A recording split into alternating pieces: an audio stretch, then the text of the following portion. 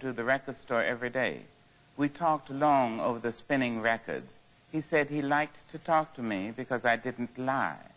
I asked how he had come to like black people so much. He said, I don't like black people. He was dead serious. And I don't like Italians or Jews or Irish or Orientals. I'm Greek and I don't even like them. I thought he was crazy. It was one thing to be introverted, but another to admit to me that he disliked black people. I asked, why do you dislike people? He said, I didn't say I dislike people. Not to like them isn't the same as to dislike them. He sounded profound. I needed time to mull over that idea. I asked if he liked children. He said he liked some children. I told him about my son, how bright he was and pretty and funny and sweet. He asked, does he play baseball? I hadn't thought about the physical games Clyde would share with the father. A new world appeared with the question. In my next castle building session, I would dream about a husband who would take our sons to the park to play baseball, football, basketball, and tennis, while our daughter and I made cookies and other refreshments ready for their return. I said, no, he doesn't play ball yet. He said, let's go to the park on your day off. I'll teach him what I know. I had not really examined Tosh before. He had thick black hair and the slow eyes of Mediterranean people. His face was gentle and had an air of privacy. He was handsome, but he fell some distance from the mark I had set for a husband. He was 2 inches shorter than I, and he was white. My own husband was going to come, handsome, 6'3" and black. I snatched myself away from the vague reflection and set a date for the 3 of us to go to Golden Gate Park. My son and Tosh liked each other. They played handball, and after picnic lunch, Tosh took a portable set from a package and began to teach my son chess. The day ended at my house, where I introduced Tosh to my mother. She was hospitable, just. She asked, how did you come to meet Maya? Where are you from? And when are you coming back? And when are you going back? Tosh held his own before that whirlwind of a woman. He looked directly at her, ignored the implied queries, answering only what he was asked outright. When he left, Mother asked me my intentions. I said, he's just a friend. She said, well, remember that white folks have taken advantage of black people for centuries. I reminded her, but you know a lot of white people. There's Aunt Linda and Aunt Josie and Uncle Blackie. Those are your friends. And Bailey has those friends, my brother, has those friends Harry and Paul, the table tennis expert.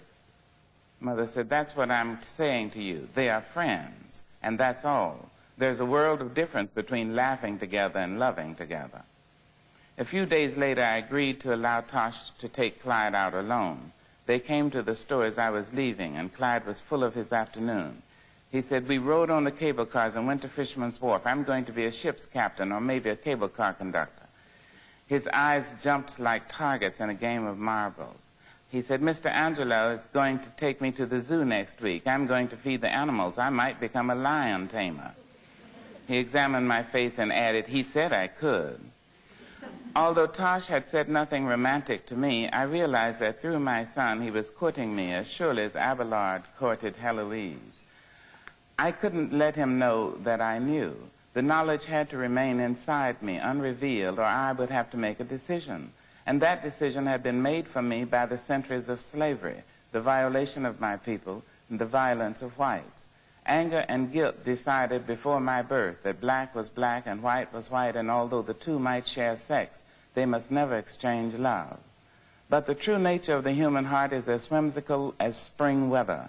All signals may aim toward a fall of rain when suddenly the skies will clear. Tosh grew up in a Greek community where even Italians were considered foreign. His contact with blacks had been restricted to the Negro sailors on his base and the music of the bebop originators.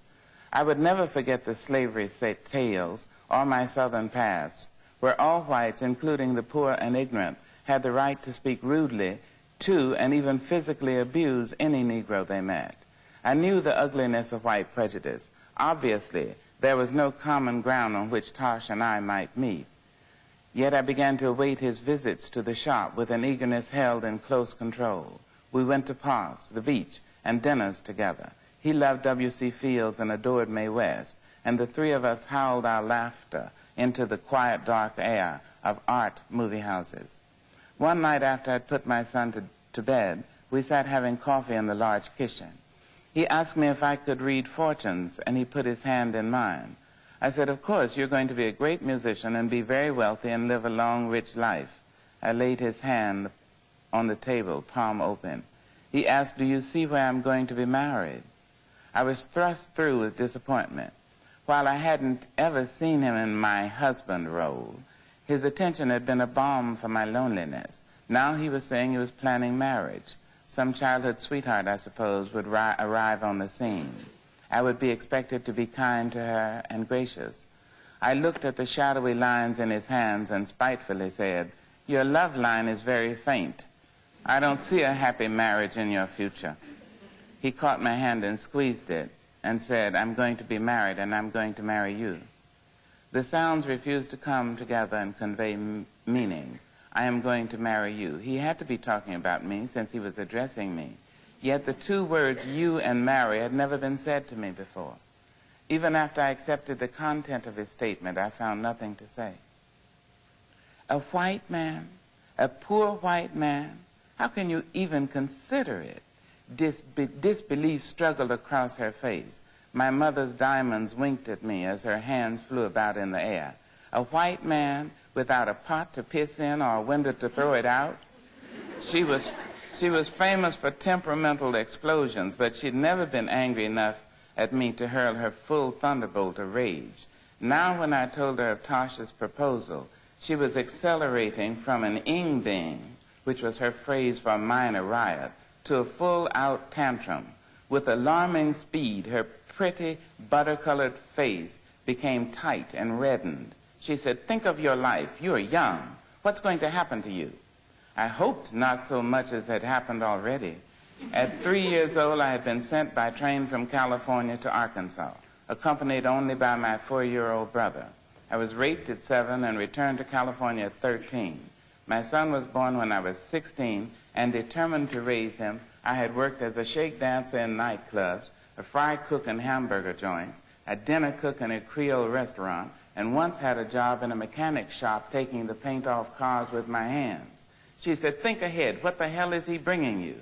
The contempt of his people and the distrust of your own. That's a hell of a wedding gift."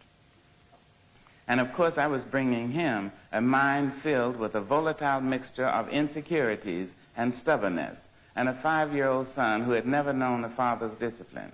She asked, "Do you love him?" I admit I find that hard to believe, but then I know love goes where it's sent, even in a dog's behind. "Do you love him? Answer me." I didn't answer. "Then tell me why. Just why are you going to marry him?" I knew Vivian Baxter, my mother, appreciated honesty above all other virtues. I told her, "Because he asked me, Mother." She looked at me until her eyes softened and her lips relaxed. She nodded, "All right, all right." She turned on her high heels and strutted up the hall to her bedroom.